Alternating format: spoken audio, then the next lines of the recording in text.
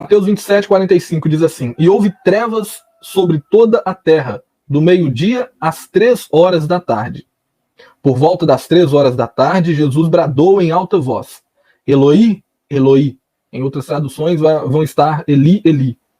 Lama sabachthani, que significa: meu Deus, por que me abandonaste? Irmãos, o que havia acontecido aqui até então? Nosso Senhor Jesus, como todos nós sabemos, ele, depois do seu batismo, depois de passar pela tentação e a aprovação de Cristo ali naquele deserto, ele inicia o seu ministério pregando o evangelho, anunciando que o reino de Deus era chegado e tudo mais. A gente viu Jesus curar pessoas, a gente viu Jesus ressuscitar pessoas, a gente viu Jesus fazer muitas e muitas coisas. E nós vemos na Escritura tudo aquilo de bom que Jesus fez e nós contemplamos em todos os momentos Jesus orando.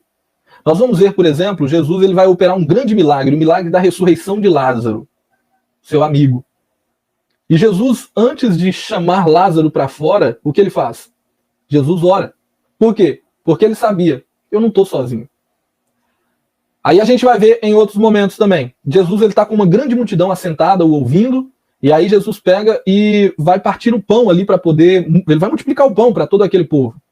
E antes de fazer isso, podia estar cercado da multidão, mas Jesus pegava e orava, e agradecia ao Pai, dando-nos o exemplo, e ao mesmo tempo mostrando o seguinte: eu não estou sozinho, o Pai está comigo. Sabe? Nós vamos ver em outros momentos, Jesus, antes de tomar uma decisão, antes de escolher os discípulos, antes de fazer tal coisa, Jesus se retirava para um lugar mais reservado para falar com Deus, para orar.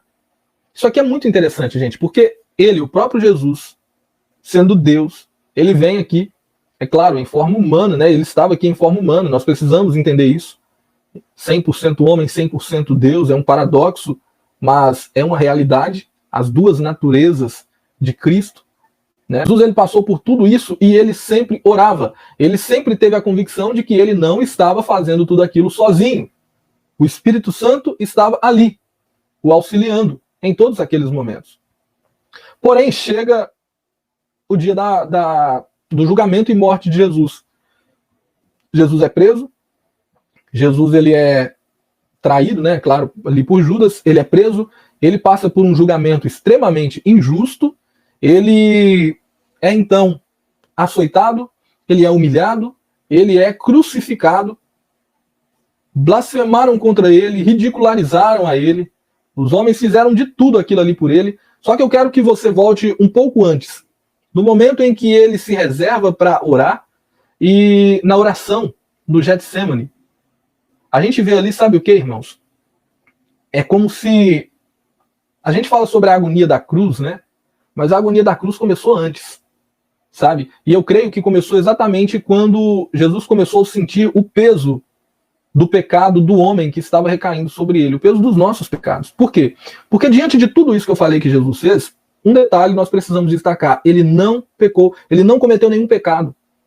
Ele continuava fiel a Deus, ele não havia feito coisa alguma que pudesse ser caracterizada como um pecado. Então, está aqui o Deus santo, puro, verdadeiro, agora em forma humana, vivendo uma vida santa, vivendo uma vida justa, e chega um momento em que ele vai ser traído. E antes que o traidor chegue, enquanto ele ainda estava ali no jardim, a Bíblia fala que ele se reserva para orar, ele pede ajuda, sabe, aos discípulos: orem junto comigo. E eu creio que ali estava toda a investida do inferno, toda a investida de Satanás, seus demônios contra o Filho de Deus, e ao mesmo tempo, ali naquele momento, creio eu, estava recaindo sobre Cristo os pecados dos homens. Porque ele sente uma agonia tão grande que a Bíblia diz que ele chega a suar sangue. O estágio, né, psicológico, o estado psicológico ali, talvez estava uma pressão tão grande sobre Cristo, tão grande, que fez com que ele suasse gotas de sangue. Tenta imaginar isso. O suor dele fosse sangue. Além disso, olha só. Naquele momento, Jesus, durante todas as vezes que eu falei com vocês que ele orou, Jesus orou enquanto estava ressuscitando Lázaro, Jesus orou na multiplicação de pães, Jesus orou para escolher discípulos, Jesus orou em vários outros momentos, Jesus orou várias vezes. Durante a Escritura, nós vemos ele falando com o Pai. Agora, ele vai falar de novo. Só que agora é diferente. De todas as orações de Jesus, elas estavam ali, como é que eu posso dizer? Elas estavam em concordância com aquilo que seria o quê? A vontade do Pai. Só que agora Jesus ele faz meio, lá dentro do jardim, meio que uma oração estranha. Quando ele fala, Pai, se possível, passe de mim esse cálice, sem que eu dele precise beber. É como se Jesus estivesse falando assim, esse peso que está vindo, essa hora que está vindo, não é boa, não é fácil. E se possível, passe. E se Deus tivesse passado dele esse cálice, o que seria de nós? Mas Cristo ensinou e ele próprio cumpria o que ele havia ensinado. Contudo, não seja feita a minha vontade, e sim a sua. Sabe? Jesus, ele, nesse momento da oração, talvez da maior agonia que ele estivesse passando, ele, mais uma vez, mostra, nos dá o exemplo de como deve agir um servo de Deus. Que seja feita a sua vontade. Assim como ele ensinou lá na oração do Pai Nosso, ele agora está cumprindo na oração talvez do maior sofrimento. Pois bem, Jesus se levanta, agora sabendo que chegou a hora dele ser entregue na mão dos homens e crucificado. Por que eu acho que ali no Getsemane foi o momento de maior agonia, irmãos? Porque até então, eu creio que Jesus ele estava com o Espírito Santo preenchendo cada vez mais ele ali durante todos esses momentos. Só que acontece algo. Chegou o momento como que fosse do nosso pecado, do pecado da humanidade recair sobre ele. Ele não havia pecado. E agora está aqui o Filho de Deus, que sempre viveu em paz, está agora extremamente angustiado. Uma angústia de arrancar a alma, se é que podemos dizer assim. Ele está sofrendo antes de ter ido parar na cruz. Talvez você diga, mas o sofrimento é porque, sendo Deus, ele já podia prever que a crucificação ia ser muito ruim. Eu não acredito que seja isso. Até porque, durante todo o processo, ainda que seja muito doloroso, muito sofrido, eu creio que ele assumiu tudo aquilo com muita hombridade. Agora, antes, no íntimo, no particular, só ele, Deus, ali eu creio que estava tendo o maior sofrimento. Porque ele estava recebendo esse peso, essa carga. Chegou a hora daquilo que ele nunca tinha conhecido, se é que podemos dizer assim, o pecado recaindo sobre o Filho de Deus. E Jesus vai, e ele é julgado de forma injusta, ele é crucificado, e agora ele está na cruz. E aí, quando está na cruz, das frases que ele diz na cruz, uma talvez que seja a mais triste, a mais difícil, é essa aqui, olha. Houve trevas sobre a terra do meio-dia às 3 horas da tarde. Por volta das 3 horas da tarde, Jesus bradou em alta voz. Eloi, Eloi, lama sabachthani, que significa, meu Deus, por que me abandonaste? Ele cita o Salmo 22. E essa citação aqui é para se cumprir, é claro, a profecia, a escritura, e ao mesmo tempo, Jesus está declarando aqui que o pecado que estava recaindo sobre ele fazia naquele momento essa ruptura, assim como fazia um dia com o homem.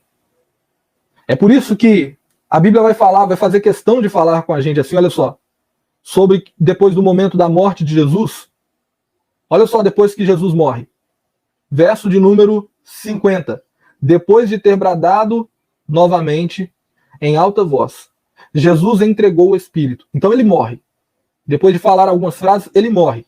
E olha só, naquele momento, olha isso, gente, o véu do santuário rasgou-se em 2 partes, de alto a baixo. O que isso aqui quer dizer? A palavra de Deus está nos falando o seguinte: Cristo declara, Deus meu, por que me abandonaste? Se a gente for lá para Isaías, capítulo 59, no versículo de número 2, a Bíblia vai dizer, pois os vossos pecados fazem separação entre vós e o vosso Deus, fazendo com que ele não vos ouça. Sabe o que isso quer dizer? Que o pecado causou uma ruptura entre nós e Deus nesse sentido. Deus é santo, Deus é justo, Deus é bom, Deus é glorioso. E se essa glória se manifesta diante do pecado de um pecador, nós seríamos consumidos. E é a misericórdia dele que não permite com que sejamos consumidos. Agora você tem noção?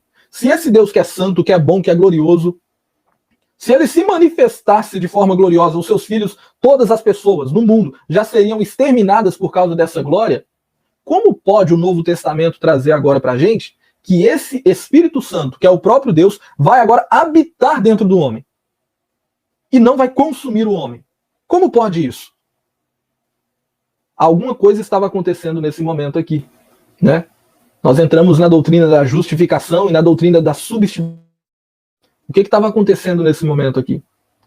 Quando Jesus está declarando na cruz e ele está morrendo, ele está provando dessa ruptura. Ele está provando dessa separação. Ele declara, Deus meu, por que me abandonaste? No sentido de que agora ele sabe o que é estar sozinho. Ele sabe o que é a solidão. Ele sabe o que é essa ausência, sabe? O Espírito que ele recebeu de forma, né, linda ali no capítulo 4 de Mateus, no capítulo 3 de Mateus, quando declara, este é o meu filho amado, de quem eu sinto muito prazer. E tantas coisas que ele fez, sabendo ser guiado pelo poder desse Espírito. Agora, quando o pecado recai sobre ele, essa santidade não combina com o pecado, e agora ele está só na cruz, levando o meu e o seu pecado sobre ele. E ele pôde declarar, por que me abandonaste? Porque ele passou por esse abandono, o qual nenhum de nós poderá falar que passamos, e você vai entender o porquê. Jesus passou por esse abandono total ali na cruz do Calvário.